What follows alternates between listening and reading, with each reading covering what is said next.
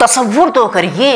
कि एक मुहद्दिस साहब पढ़ा रहे हों और बहुत से तालिब इल्म हदीस तफसीर की किताबें पढ़ रहे हों और उसी दरमियान दूर पर चंद बच्चे खेल रहे हों। उनमें से एक जब बच्चों का गेंद जो है उस मुहद्दिस साहब के तालिब इल्म की महफिल में जब आ जाए तो बच्चे जो है आपस में ये कहें कि तुम जाओ गेंद लेकर के आओ, तुम जाओ गेंद लेकर के आओ। उसी दरमियान जो है एक बच्चा उस हाल में जहां तफसीर की किताबें हदीस की किताबें पढ़ाई जा रही हो, महफिल से एक बच्चा लोगों को चीरता हुआ आए और गेंद को लेकर के चला जाए तो कितनी बड़ी बेअदबी की बात है, बहुत बड़ी बेअदबी की बात है। तो ऐसा ही हुआ कि वो बच्चा जो है लोगों को आलिम दीन को चीरता हुआ उस महफिल से अपनी गेंद को लेकर गया।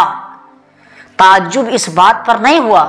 बल्कि आलिम दीन जो पढ़ रहे थे, ताज्जुब इस बात पर हुआ कि वो जो मुहद्दिस साहब पढ़ा रहे थे उन्हीं का वो बच्चा था, उन्हीं की औलाद थी जिसने ऐसी बेअदबी की।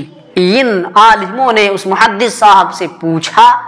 कि आखिर ऐसा क्यों हुआ, आपकी ही औलाद इतनी नाफरमान और इतनी बेअदब कैसे हो सकती है। तो वो मुहद्दिस साहब अपना वाकया बताते हैं। वाकया यूं है कि वो कहते हैं कि हमारे घर जो है फाका चल रहा था, एक दिन मैं हराम और हलाल की आमेजिश वाला खाना पेट भर करके खा लिया, जिसके नतीजे में जो हमारे जिस्म में ताकत आई है और हमने अपनी बीवी से सोहबत की, हम बिस्तरी की और उसी दिल जो है वो हमल ठहरा है, जो हमल ठहरा है, जो बच्चा पेट में परवान चढ़ा है मेरी बीवी के, वो कोई और बच्चा नहीं था, यही वो बच्चा था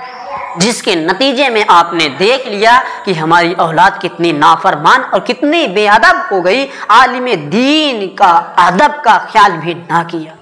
हम बताना ये चाह रहे हैं आप सबको, जब हम और आप हलाल और हराम में फर्क नहीं करेंगे, तो हलाल और हराम जायज और नाजायज चीजों को मिला करके जब खिलाएंगे रिजल्ट ऐसा ही होगा। तो हमारे बच्चे हमारी नाफरमानियां करते हुए नजर आ रहे हैं, कहीं ना कहीं हम और आपकी भी इसमें कोताही है, आप माने या ना माने।